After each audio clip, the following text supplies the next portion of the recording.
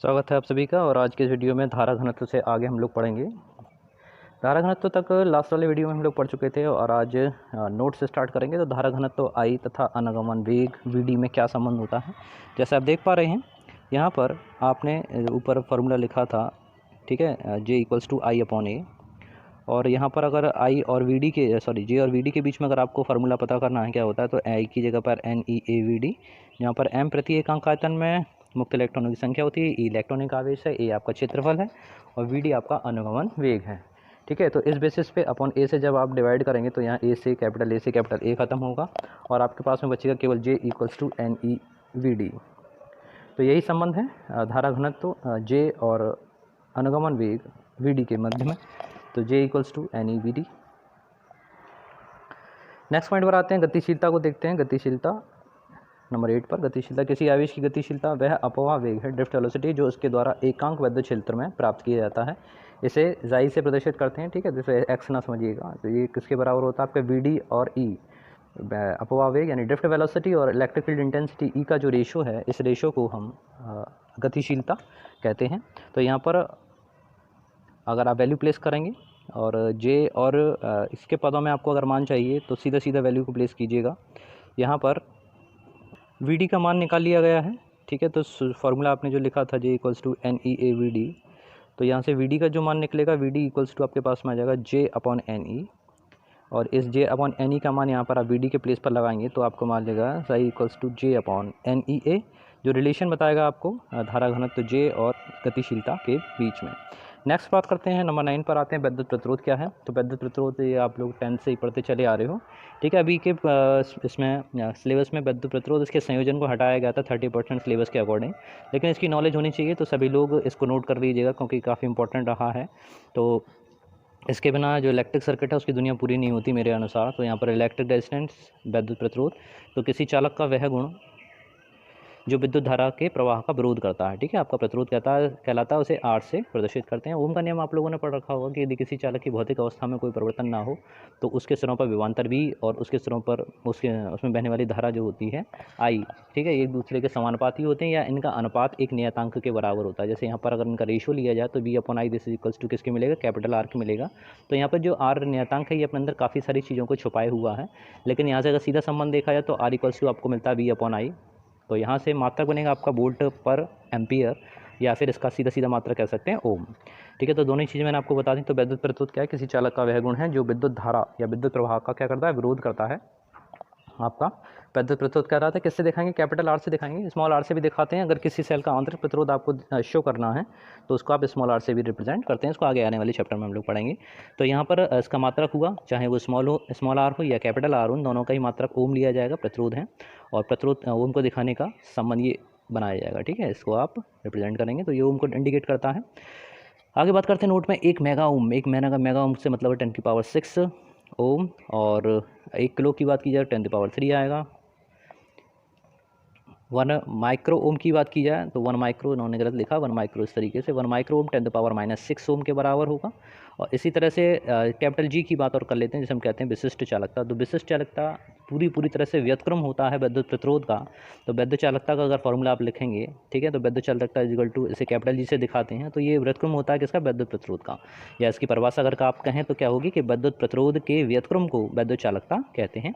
और इसे किससे प्रेजेंट करते हैं, इसे कैपिटल जी से दिखाते हैं। और जी का जो फॉर्मूला बनेगा G equals to 1 upon are, यानी सब चीज़ें उल्टी होंगी। ठीक है ना, विद्युत चालकता किसके 1 अपॉन विद्युत प्रतिरोध। तो जैसे ओम मात्रक होता है प्रतिरोध का, इसी तरह से जी का जो मात्रक हो जाएगा वो बन जाएगा 1 अपॉन ओम, या इसको आप क्या कर सकते हैं, ओम इनवर्स कह सकते हैं, या महो भी कह सकते हैं। ठीक है, MHO, ठीक है, महो। ठीक है, तो ये MHO आपको रिप्रेजेंट करेगा विद्युत चालकता की परिभाषा को। तो यहाँ से ये कॉन्सेप्ट आपका क्लियर हुआ। आगे बात करते हैं नेक्स्ट पॉइंट पर, डायमेंशंस पे आए। विमी सूत्र की अगर बात की जाए तो विमी सूत्र को भी देख लीजिए। तो कैपिटल आर को पहले ले लेते हैं, तो कैपिटल आर इक्वल्स टू किसके बराबर होगा, वी अपॉन आई के बराबर होगा। और यहाँ से v का मान w अपॉन क्यू निर्धारित कर लीजिए, क्योंकि v को हमने w और q के फॉर्मूले में ब्रेक कर लिया। i को अगेन आई को आई रहने दीजिए, क्योंकि ये आपकी मूल राशि है और मूल राशि में ही आपको चेंज करना होगा। तो यहाँ से W/Q को अगर आप जब IT में चेंज करेंगे तो यहाँ से I का मल्टीप्लाई होकर ये हो जाएगा आपका I² × T होगा।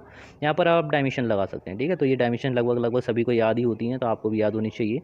जैसे कार्य का लगाएंगे तो ml² T - 2, वहीं पर विद्युत धारा का अगर देखें तो A² और T का कैपिटल T, ठीक है ना। तो ये ऊपर जब जाएगा तो T की पावर -3 होगा और यहाँ पर जाएगा तो A-2 होगा।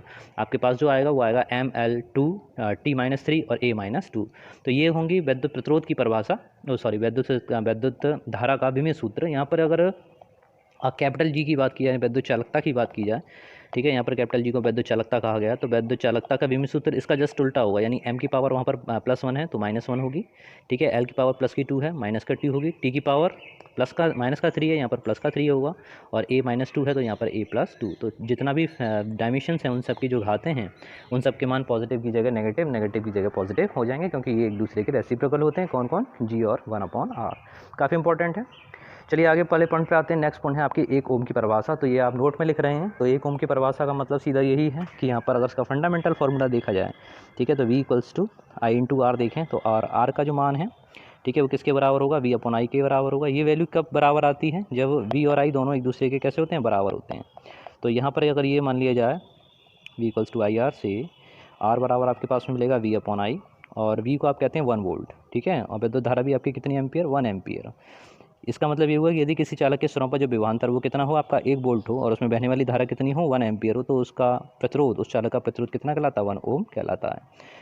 ओके, तो ये हुआ ओम की परिभाषा। बात करते हैं अगले पर ओम के नियम पर आते हैं। तो जैसे अभी आपको बताया, तो यहाँ पर आपको ओम के नियम का सत्यापन भी देखेंगे। कई बार बोर्ड परीक्षा में मोस्ट इंपॉर्टेंट पार्ट है। जैसे विद्युत चालन में अगर डेरिवेशन बनता है अच्छे नंबर में 2.5 से 3 नंबरों के बीच में, तो आपका ये वाला पार्ट सबसे इंपॉर्टेंट है। और यहाँ पर आप देखेंगे कि आर का मान कई सारे कॉन्स्टेंट्स को अपने अंदर छुपाए रहता है।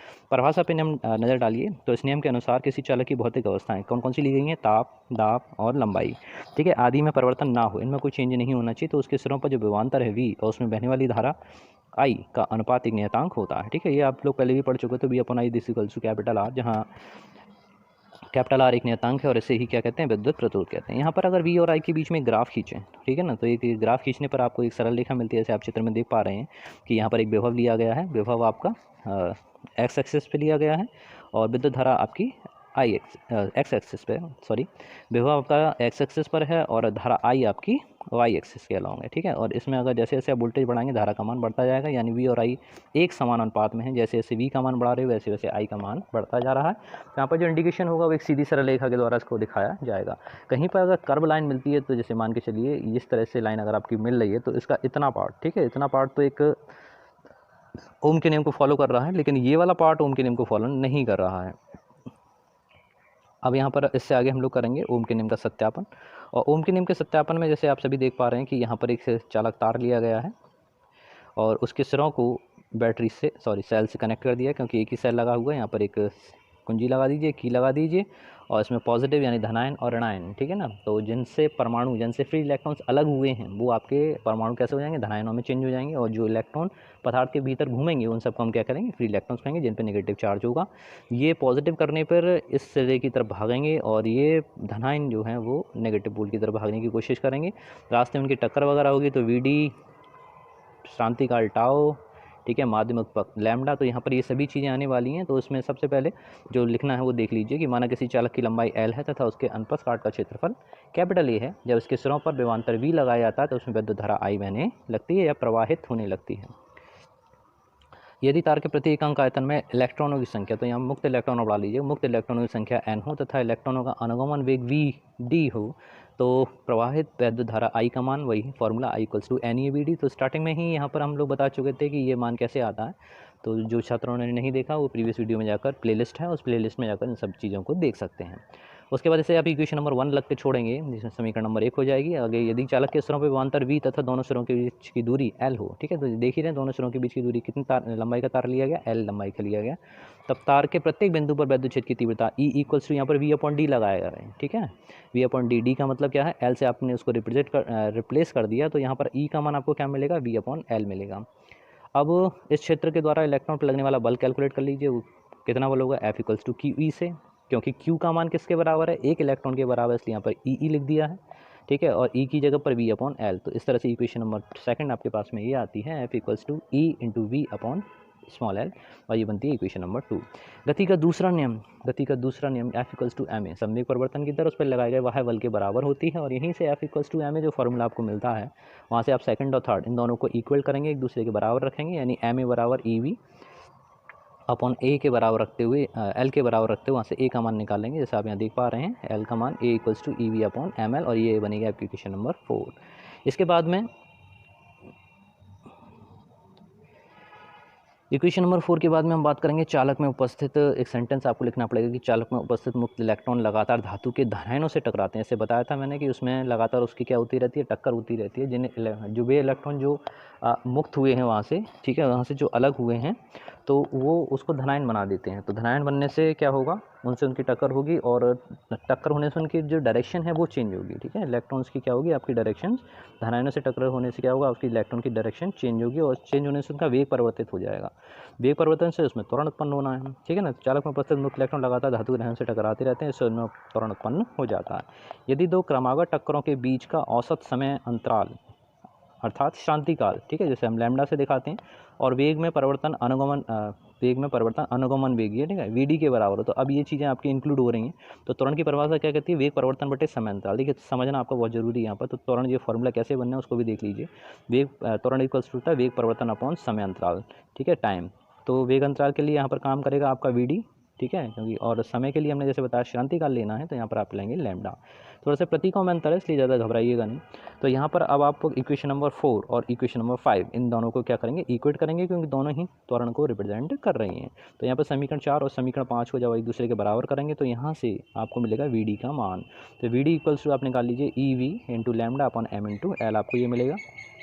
सभी छात्र अच्छे से प्रयास करें और अच्छी अच्छी राइटिंग में जो भी वीडियो या जो भी मैं मेहनत कर रहा हूँ, ठीक है ना, उसको सफल बनाने की कोशिश करें। आगे बढ़ते हैं। तो इसमें वी का मान समीकरण 1 में जब आप यहाँ पर रखेंगे, तो समीकरण 1 में जब आपने इस वैल्यू को रखा तो यहाँ पर समीकरण 1 वही आपकी NEAVD, और NEAVD में VD के प्लेस पर आपको पूरा मान लगाना है, किसका लगाना, EV आपका lambda upon M into L, ठीक है। अब जिस चीज़ को देखिएगा EC को मल्टीप्लाई कीजिएगा तो आपका कांस्टेंट होगा। यहाँ से मैं V और I को सेपरेट कर रहा हूँ जरा, ठीक है। तो V अपॉन I को यहाँ पर अलग से निकाल लें, क्योंकि V अपॉन I बाकी सब कांस्टेंट में होता है। तो यहाँ पर क्या क्या चीज़ मिलेगी आपको, M इंटू L मिलेगा अपॉन में NE² A, ठीक है, और लैम्डा, हो गया ना। ये सभी चीज़ें हो गई, कुछ छूट तो नहीं रहा, नहीं, ठीक है। अब जरा परिभाषा पर ध्यान। परिभाषा में क्या, यदि इसकी भौतिक स्थितियों में कोई परिवर्तन ना हो, भौतिक अवस्थाओं में परिवर्तन ना हो, तो भौतिक अवस्था में कौन सी है, देखिए लंबाई में परिवर्तन नहीं करना उसका, ठीक है, क्योंकि अगर इसको आप कांस्टेंट करना है, यानी इस पूरे पार्ट को यहाँ पर आपको क्या करना पड़ेगा, नियत करना पड़ेगा। तो नियत करने के लिए उसका मान बदलना नहीं चाहिए, इसीलिए डेफिनेशन में स्टार्टिंग में लंबाई को ना बदलो, क्षेत्रफल में कोई परिवर्तन ना करो, लैम्डा उस चालक तार को गर्म ना करो, गर्म होगा तो इलेक्ट्रॉनों की गति बढ़ेगी, ठीक है ना। उसका मास चेंज नहीं होना चाहिए, डेंसिटी चेंज नहीं होनी चाहिए, उसके प्रत्येकांक आयतन में मुक्त इलेक्ट्रॉनों की संख्या नहीं चेंज होनी। तो वहाँ पर वो जो कॉन्सेप्ट है कि भौतिक अवस्था में कोई परिवर्तन ना हो, मतलब उसकी लंबाई में परिवर्तन ना हो, दाब में परिवर्तन ना हो, ताप में परिवर्तन ना हो, तो ये सब चीज़ें कांस्टेंट आएंगी, और इन सब चीज़ों को मिला के कह देते हैं कैपिटल R, यानी V अपॉन I। ये सब चीज़ें किसमें शामिल हो जाती हैं, कैपिटल R में हो जाती हैं, और यहीं पर आपका फॉर्मूला कंप्लीट हो जाता है। और इसके बाद आप लिखेंगे किसी नियत ताप पर N, M, L और E, लैम्डा A सभी नियत हैं, तो और सभी नियत हों तो V upon I this is equals to capital R, और इसके नीचे लिख देंगे यही ओम का नियम है और यही इसका सत्यापन है, हेंस प्रूव इति सिद्धम। लिखते हुए आप उस टॉपिक को बंद करेंगे, ठीक है। तो आज यहीं तक रखते हैं, बाकी नेक्स्ट वीडियो में कल फिर आपसे मिलता हूँ। तब तक के लिए जय हिंद, जय भारत, धन्यवाद। पढ़ते रहिए, बढ़ते रहिए।